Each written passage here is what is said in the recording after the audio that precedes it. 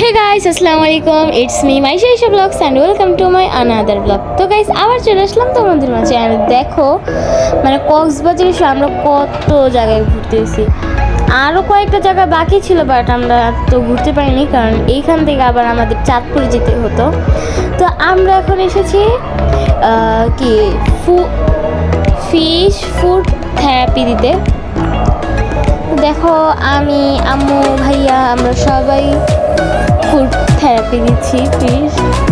আর দেখো, আর এইটা দেয় হচ্ছে আমাদের মাছেরা আমাদের পায়ের সব ময়লাগুলো খেয়ে ফেলার, তাতে আমাদের পা অনেক সফট হয়, তারপর ময়লাগুলো পরিষ্কার হয়।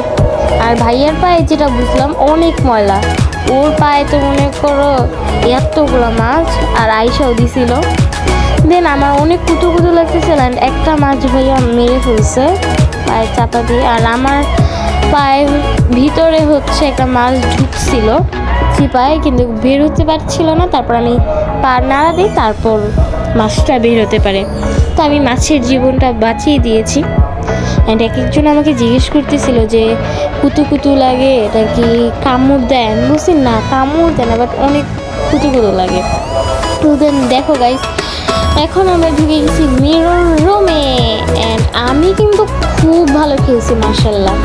আয়শা হচ্ছে ফার্স্টে ঢুকছে, টিকিট কাটছে আমরা, দেন কাটার পর আয়শা ঢুকছে ঠাস করে আয়নার সাথে বাড়ি খেয়েছে। বাড়ি খেয়ে এখন আবার কপাল এরকম করতেছিল, যেটা আমি ভিডিও করতে পারিনি। অ্যান্ড দেখো আমি হারতেছি, অ্যান্ড আমি এত ভালো খেয়েছি। আর ভাই এই যে মিররটা দেখলো না, এই ব্যাস আমরা হারিয়ে গেলাম। ভাইয়া বলছে আরে তুই কই?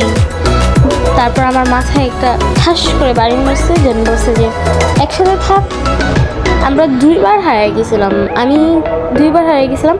আমি হারাইলে তো সমস্যা নেই, আমি তো ফার্স্ট হয়ে যাবো, ওরা তো আমাকে আবার খুঁজবে দুজনে। তো আর ভাইয়া আমাকে বলতেছিল যে একসাথে